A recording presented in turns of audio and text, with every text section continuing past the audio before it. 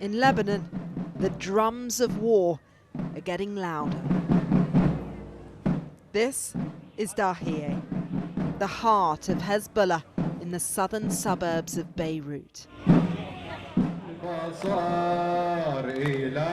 Here, they mourn their martyrs. A procession of pride and pain. But privately, they are plotting revenge. And they're a wild card Israel believes may be the first to strike. This is the source of Hezbollah's fury, the aftermath of an assassination. The group's top military commander, Fuad Shukr, killed in an airstrike. Israel said he was behind the hit that killed 12 children in the Israeli-occupied Golan Heights. This was a devastating attack. You can hear the rubble being cleared and you can see the remnants of people's lives everywhere. This was an incredibly audacious move by Israel, and what happened here has the potential to reshape the Middle East. Nora felt it all. She was stuck in a lift.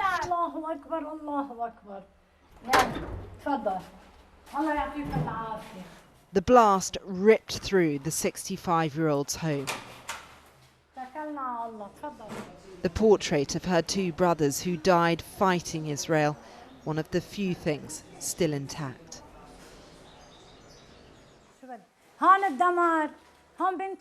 Here's all the destruction.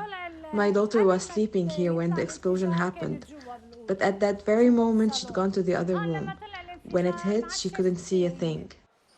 How surprised were you that Israel was able to strike this building? Israel is an enemy, the enemy of God. We never know when they will strike. For so long they would attack us day and night. They don't have any limits. Whenever they want, they would hit us. But God will take revenge on Israel, the United States and Britain. For Hezbollah, it was a major blow, exposing and humiliating. For Noura, it was personal, infuriating and unforgivable. A few floors below, we find Saba, a seamstress. She looks bereft, sitting in a shell of a room. This, the tailor's where she worked. 5 civilians were killed in the attack, including 2 children. Do you want to see Hezbollah retaliate? Of course I do. It was a terrorist attack. It's unbearable. You're sitting doing nothing and suddenly everything collapses on you? You can't understand what we witnessed. I swear you can't understand. You're feeling angry? For sure. I'm so angry. I'm not scared of death. Let that happen. But this anxiety of never knowing when the next attack will happen or what will happen to you, will you escape? Will you be paralyzed? When you live through times like these, you die 100 times every day. The Lebanese government may be in power, but it's not in control, and the economy is crippled. Hezbollah will decide what happens next, and yet this is the minister who has to try and prepare for the worst. Of course, a fragile nation like Lebanon won't stand such aggression to this degree of we're seeing in Gaza.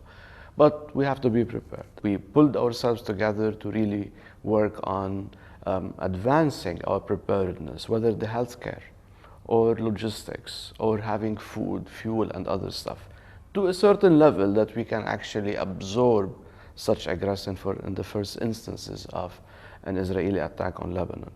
Do you think that we're edging closer or further away from possible regional war? Someone who flies or sends their militants or their assassins to another capital, is not shy from waging a regional war. I think we are getting closer to a regional conflict. We are, as a matter of fact, in regional conflict. Do you think Benjamin Netanyahu is still open to a ceasefire deal? I think Netanyahu is only concerned about waging this regional war to save his neck. All sides say they don't want a war, but the region is closer than ever to sliding into one. Hezbollah may make the first big move, a group Western states have designated a terrorist organisation, but it's also a major force in the region, and no one knows how far it's willing to go. Cordelia Lynch, Sky News, Beirut, Lebanon.